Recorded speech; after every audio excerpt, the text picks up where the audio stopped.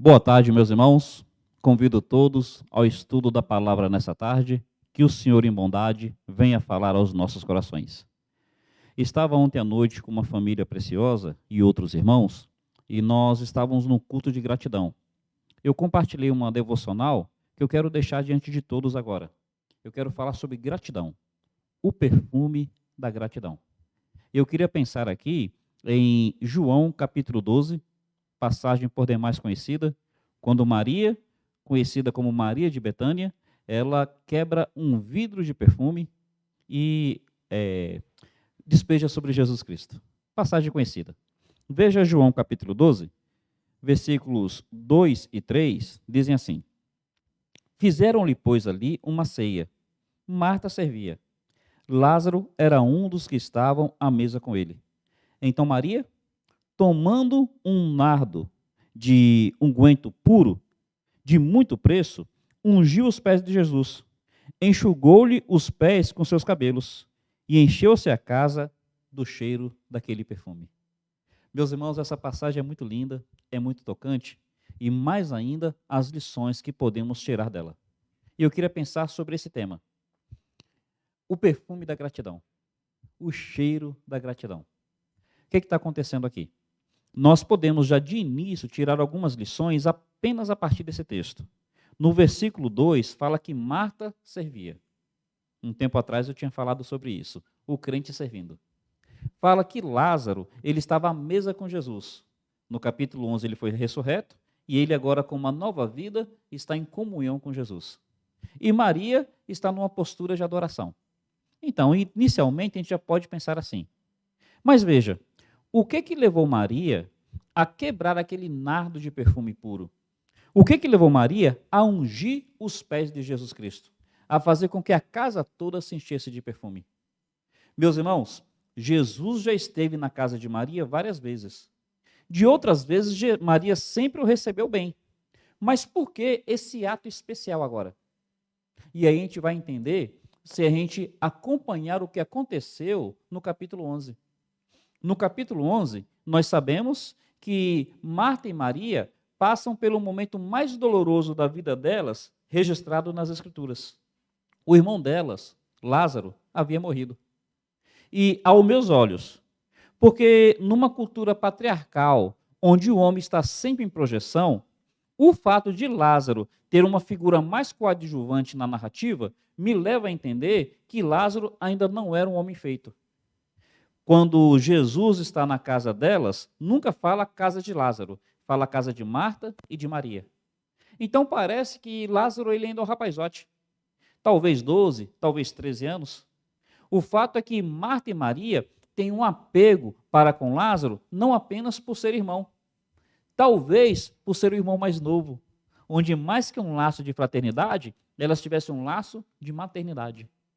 E então esse irmão tão querido lhes é tirado de uma forma tão abrupta, tão dolorosa, pela morte. Capítulo 11 está assim. Quando Jesus Cristo chega, Jesus Cristo manda retirar a pedra, e elas dizem assim: Senhor, faz isso não, já cheira mal. Meus irmãos, percebe a comparação de perfumes? A comparação de cheiros? No capítulo 11, havia o cheiro da morte, o cheiro da dor, o cheiro da perda, o cheiro da tristeza e o cheiro da derrota. Jesus Cristo, quando chega, ele muda o perfume. Ele tira o cheiro da dor, ele tira o cheiro da morte, ele tira o cheiro da tristeza, ele tira o cheiro da derrota. E agora, qual é o cheiro que tem naquela casa? O cheiro da alegria, o cheiro da vitória, o cheiro da restituição, da restauração. E por isso, Maria vai trazer ali o cheiro da gratidão. Meus irmãos, o que fez com que Maria tivesse essa atitude? Foi o fato de que Jesus Cristo lhe restituiu o seu querido irmão. Das outras vezes, Jesus foi bem-vindo, mas dessa vez ele é bem-vindo de uma forma especial, porque aquela família quer agradecer a Jesus Cristo o que Cristo fez por ela. Meus irmãos, a gratidão tem um perfume especial. A gratidão tem um perfume que realmente encanta. Tem um perfume que contagia. Tem um perfume que abençoa. O perfume da gratidão. Nós somos felizes quando nós lidamos com pessoas gratas. Nós somos felizes quando nós lidamos com pessoas que são felizes por aquilo que os outros fazem a elas. Quando alguém é grato para comigo, ela me perfuma, ela me abençoa. E se eu vejo ela sendo grata a outros, ainda assim eu também sou perfumado, eu sou abençoado. E aqui então fica essa lição inicial. Precisamos aprender a aspergir esse perfume maravilhoso. Veja, 2 perfumes. No capítulo 11, um cheiro ruim, um cheiro desagradável. Um cheiro que realmente nós temos como algo que nos expele, que nos expulsa. Mas agora, um cheiro gostoso, um cheiro agradável, um cheiro que nos atrai. Aí vamos fazer apenas aqui uma aplicação. Nós somos pessoas. E como pessoas, nós muitas vezes somos gratos. Que perfume gostoso. Nós como pessoas, às vezes, nós somos ingratos. Que cheiro ruim. Eu como pessoa, eu agradeço aos outros. Mas eu como pessoa, eu já deixei de manifestar gratidão aos outros. E meus irmãos, quando eu agradeci, eu com certeza perfumei. Mas quando eu agi com ingratidão, com certeza eu trouxe um mau cheiro. Para pensar. Qual é o perfume que você tem espargido com as suas atitudes? No seu casamento, é o perfume da gratidão ou da ingratidão? Pais e filhos, filhos e pais, qual o perfume? Você para com a sua igreja, você para com o seu pastor para com essa igreja, seu pastor para com você, qual é o perfume? Você para com seus vizinhos, você para com seus colegas de trabalho, para com seus colegas na escola, qual é o perfume que você esparge? Meus irmãos, aqui diz que esse perfume encheu toda a casa. O que você perfuma, olha, espalha-se à sua volta, que seja sempre esse cheiro agradável, que seja esse cheiro doce, esse cheiro que contagia e que atrai. E considerando isso, o que a gente pode aprender? Já que o que está levando Maria a agir assim é gratidão, nós percebemos que não existe gratidão anônima. Não existe gratidão abstrata. Eu gosto de ler um pouco sobre filosofia e eu aprendi que Platão, ele trabalhava as coisas no campo das ideias. Então ele trabalhava as coisas no campo do abstrato. Tanto é que cunhou-se a expressão amor platônico. É aquele amor que ninguém vê, porque está no campo das ideias. Meus irmãos, a gente consegue pegar essa ideia de Platão e aplicar para diversas coisas. Tem gente que fala de gratidão, mas uma gratidão no campo das ideias. Ela diz que é grata, mas ninguém vê. Deus sabe que eu sou grato. Meu esposo, minha esposa sabe que eu sou grato. Meus filhos sabem que eu sou grato. Meus pais sabem que eu sou grato. Não, meus irmãos. Não, se eu sou, eu devo demonstrar. Não existe gratidão anônima. Maria está sendo grata. E a gente consegue perceber a gratidão de Maria pelas suas atitudes. Marta estava servindo, mas Marta, por mais que abençoe o seu serviço, ela não é conhecida pela sua gratidão. Lázaro está à mesa com Jesus. Por mais que Lázaro tenha nova vida e esteja em comunhão com Jesus, ele não é destacado aqui pela gratidão. Quem é que nós vemos sendo destacado pela gratidão? É Maria, porque Maria demonstrou isso com atitudes. Não existe gratidão anônima. Quem é grato demonstra. Quem é grato mostra. E meus irmãos, como é que nós devemos demonstrar nossa gratidão para com o Senhor? O texto fala que ela pegou um nardo precioso, de alto valor. Quando você lê a respeito, dá-se a entender que aquele nardo custava 300 denários. Cada denário, um dia de trabalho. Então, cerca de 300 dias de trabalho. É como se fosse um ano do seu salário. Um ano de um salário mínimo daria cerca de 14 mil. Mas pensa não apenas um ano de salário mínimo, pensa um ano do seu salário. Faz de conta que você ganha 2 mil por mês. Um ano desse salário, 24 mil reais. Faz de conta que você ganha 3 mil. Um ano desse salário, 36 mil reais. Meus irmãos, se fosse de um salário mínimo, 14 mil já seria um valor substancial. Mas pense um ano do seu salário.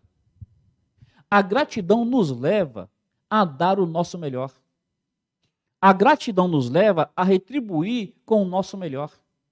Não é que a gente queira pagar, porque a gente não paga. Mas a gratidão nos leva, de alguma maneira, a querer retribuir. Não é assim que o salmista disse? O que darei eu ao Senhor por todos os seus benefícios para comigo? Quem é grato quer retribuir. Quem é grato quer demonstrar isso de alguma forma. E Maria está me ensinando que é importante demonstrar com o nosso melhor. O que a gente tem de melhor tem que estar aos pés de Jesus Cristo. Meus irmãos, veja, o texto está dizendo que ela quebrou aquele nardo e ela derramou por completo. Não apenas pingou algumas gotas. Pensa o quanto que o nardo é caro. Ela poderia pingar algumas gotas e guardar o resto, economizar o resto. Não. Foi uma doação, uma entrega, uma consagração total. A gratidão nos leva a dar o nosso melhor e nos leva a dar por inteiro. Pensa bem nisso. Nós precisamos ser gratos ao Senhor e demonstrar com atitudes. E qual é a melhor atitude? Pegar o que nós temos de mais importante e colocar totalmente aos pés de Jesus Cristo. Não parcialmente, não pela metade, não parceladamente, mas totalmente entregue a Jesus Cristo. Oh, meu irmão, que os nossos corações tenham esse tipo de atitude. Veja, há uma comparação que eu queria fazer aqui entre Maria e Pilatos. Pastor, o que Pilatos tem com a história? A Bíblia fala que Pilatos era o governador da Judéia, posto por Roma, o imperador. E a Bíblia fala que Pilatos, ele era um poliglota. Ele era um homem de grande cultura. Quando ele escreve a acusação contra Jesus, ele escreve a acusação em grego, em latim e em aramaico. E ele coloca aquela acusação acima da cruz.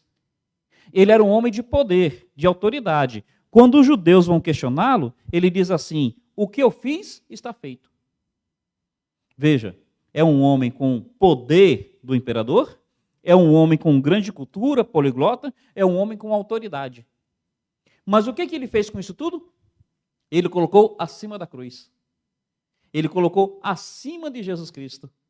Porque ele colocou acima de Jesus Cristo, ele se volta contra aquele que está acima de todos.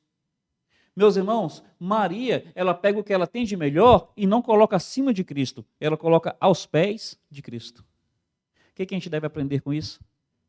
A gente deve aprender que o nosso melhor tem que ser totalmente consagrado ao Senhor, nunca colocado acima, mas sempre aos pés do nosso Senhor.